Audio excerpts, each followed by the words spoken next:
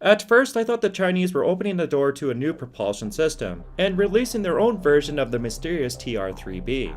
Unfortunately, this craft is a bit of a naval car rehash, and it's basically a rotorcraft. Nevertheless, a lot of hype is still surrounding the prototype with an alleged 400 mph capability, thanks to its two turbojet engines. Now, I do doubt that this flying saucer will go half that speed, but its maiden flight will be taking place in 2020. But this is just the beginning, and there's some really weird aircraft being released right now. So let's begin the top 7 countdown. Beginning at number 7, the Celeira 500L. One of the weirdest propeller-driven aircraft is shrouded in a bit of mystery. Its inventor, William Otto, claims that it's one of the most fuel-efficient planes, with an estimate of 5 miles to the gallon. It also has a proclaimed 65,000-foot ceiling and a 500 mph speed. I'm not going to take those numbers too seriously. Now, I personally don't think that this plane will get anywhere close to the highly efficient PC-12 plane, and it's also worth mentioning that there has been no logged flights just yet. We get to number 6, and it's the SB-1 Defiant. Now we move on to a pretty reputable aircraft being developed. The SB-1 is currently the Sikorsky and Boeing's entry for United States Future Vertical Lift program.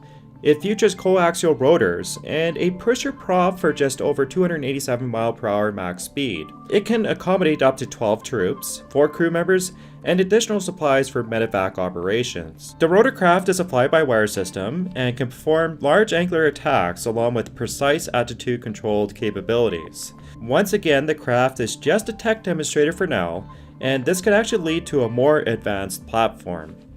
We get to one of my favorites, and it's the Lilium Jet. Probably one of the most dramatic and intriguing aircraft stems from Lilium. I covered this aircraft before, and it's an all-electric 36-engine VTOL aircraft. Even though it peaks out at 186 miles per hour, the jet is still pretty impressive from an engineering standpoint, since it can carry up to 5 passengers and a pilot. The company plans to have a mobility service by 2025, which incorporates an on-demand app. Ultimately, there are countless VTOLs emerging, and Lilium is probably one of the most promising concepts, which is already performing impressive test flights. We get to number 4, and it's the HY-4. I bet you have never heard of this one. This also may be one of the weirdest aircraft that has been made in recent years. The HY-4 is a 4-passenger, zero-emission transport, running on hydrogen fuel cells. Now, the plane is relatively slow, topping out at 125 miles per hour, but it can achieve over a 900-mile range. Its obvious and most strangest feature is its twin fuselage design, with each cabin holding 2 passengers. Ironically, this plane went widely unnoticed, being a hydrogen-powered craft, but it does prove that fuel cells do actually work in the air, and some of the longest flying drones actually run on fuel cells. It's also worth noting that hydrogen-powered aircraft is not a new thing. And one example of this is a project which used a converted B-57 jet. This jet could transition from hydrogen to jet JP4 fuel. Once again, this leads to the efficiency of actually producing hydrogen. And it's a really intriguing and long topic, so I'll cover that in a different video. We get to the dramatic number 3, and it's the Flying Wayne by Yves Rossi. Now, this one confused me a little bit, because I did not know how to categorize Mr. Rossi's new flying machine. His new craft can autonomously take off and land, which I have to admit is probably the neatest thing I have seen for a while. Anyways, you basically strap yourself into this thing, turn on the 4 JetCat turbine engines, and fly at 112 miles per hour. Just keep in mind that Yves Rossi is a military-trained pilot and flew multiple aircraft including the F-5 and 747, so it would probably take me less than 2 minutes to crash this thing into a building. Now, the only other thing which even comes close to this is the flyboard, and this was invented by Frankie Zapata.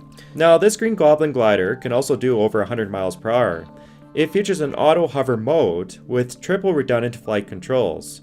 Either way, the wingsuit or the hoverboard are pretty epic flying machines.